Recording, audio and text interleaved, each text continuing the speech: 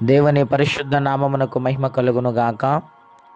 ప్రియులారా, ప్రభునామన మీ అందరికీ వందనములు తెలియజేస్తూ ఉన్నాను. దేవుని వాక్యమును ధ్యానిందాము. ఇర్మియా గ్రంథం 33వ అధ్యాయము 2వ వచనము నుండి. యెహోవా అను నామం వహించిన వాడే ఇలాగు సెలవిచ్చుచున్నాడు, నాకు మొర్రపెట్టుము, నేను నీకు ఉత్తరం ఇచ్చేదను. నీవు గ్రహింపలేని గొప్ప సంగతులను, గూఢమైన సంగతులను నీకు తెలియజేతును. ప్రియ స్నేహితులారా, పరిశుద్ధాత్మదేవుడి ఉదయకాల సమయంలో మనందరితో మాట్లాడుచున్న ప్రత్యేకమైన మాటలు ఏమిటంటే, యెహోవా అను నామము అనగా, యెహోవా అనగా అర్థం అనువాడు, ఉన్నవాడు. ఆయన సృష్టి అంతటిలో ఆవరించి ఉన్నాడు. సర్వలోకమును ఏలుతున్న దేవుడు. భూమి ఆకాశములు, సర్వజీవులు, పాతాళము, పరలోకము సమస్తమును ఏలుచున్న దేవుడు ఆయనే గదా. ఆయన నామము ఘనమైనది, ఆయన నామము ఉన్నతమైనది. ఆయన మాట్లాడుతూ అంటున్నాడు ప్రవక్త ద్వారా, నాకు మొర్రపెట్టుము, నేను నీకు ఉత్తరమిస్తాను అంటూ ఉన్నాడు. హల్లెలూయా.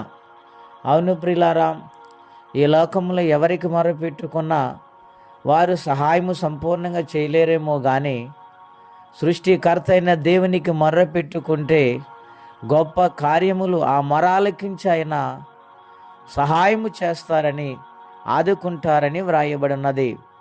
రెండవదిగా మనం చూస్తే, గ్రహింపలేని గొప్ప సంగతులను ఆయన మనకు బోధిస్తూ ఉన్నాడు, జరిపిస్తూ ఉన్నారు. గనుక ఈ ఉదయకాల సమయంలో వాక్యం వింటున్న ప్రతి ఒక్కరూ కూడా ప్రభు సన్నిధిలో మొర్రపెట్టి వారిగా సమయాన్ని ఇస్తున్నారా?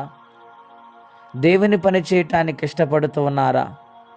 నీ మొర దేవుని సన్నిధికి చేరాలంటే ఏ విధముగా ప్రార్థించాలి, ఏ విధముగా ఆయనతో మాట్లాడాలి ఆలోచన చేయండి. అన్నా దేవుని సన్నిధిలో మనోదుఖముతో మొర్రపెట్టింది. ఇశ్రాయేలు దేవునికి మొర్రపెట్టుకున్నప్పుడు ఆమెను దేవుడు కనికరించి సమూయేలు గారిని అనుగ్రహించారు. ప్రియ స్నేహితులారా, మన మొర దేవుడు ఆలకించే మొర మనం చేయాలి. రెండవదిగా మనం చూస్తే, బైబిల్ గ్రంథములో ఉన్నతమైన వారుగా మారిన యాకోబు గారిని, వారి మొరను దేవుడు ఆలకించి ఇశ్రాయేలుగా మార్చారు. ఒక చిన్న మనవి దైవజనుడిగా ఒక మనస్సులో ఆలోచన చేయండి. ముందటి కాలములో, జరిగిపోయిన కాలములో ఎటువంటి మొర పెట్టాము, ఇప్పుడు ఆ మొర ఉన్నదా? దేవుని మాటింటే ఎంత భయపడ్డాము, ఇప్పుడు ఆ భయం ఉన్నదా? దేవుని పని అంటే ఎంత శ్రద్ధగా చేసేవారము, ఇప్పుడు అది ఉన్నదా? ఒకసారి మనస్సాక్షిని అడగండి. కడవరి దినాలలో ఉన్నాము గనక దేవుని కొరకు బ్రతకాలని తీర్మానం ఉండాలి.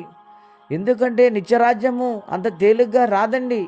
ప్రతి విషయంలో కూడా ప్రభుకు భయపడేవారుగా, మర్రపెట్టేవారుగా ఉండాలని ప్రభు పేట మనము చేస్తున్నాను. గ్రహింపలేని గొప్ప సంగతులైనా అనుగ్రహిస్తానని, బోధిస్తానని మాట్లాడుతున్నారు.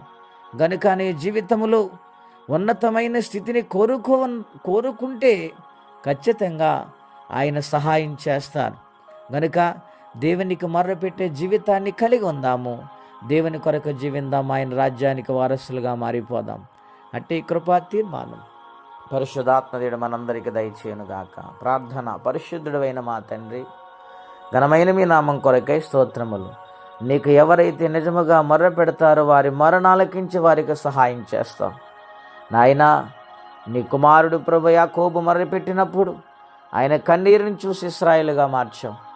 నాయనా, గొడ్రాలుగా ఉన్న అన్నా మొర్రపెట్టినప్పుడు మనోదుఖాన్ని మీరు చూసి ఇశ్రాయేలు దేశం అంటే దాని మొదలుకొని బెయేర్షెబా వరకు న్యాయాధిపతిని మీరు ఆమె గర్భాన్న తండ్రి అనుగ్రహించారు.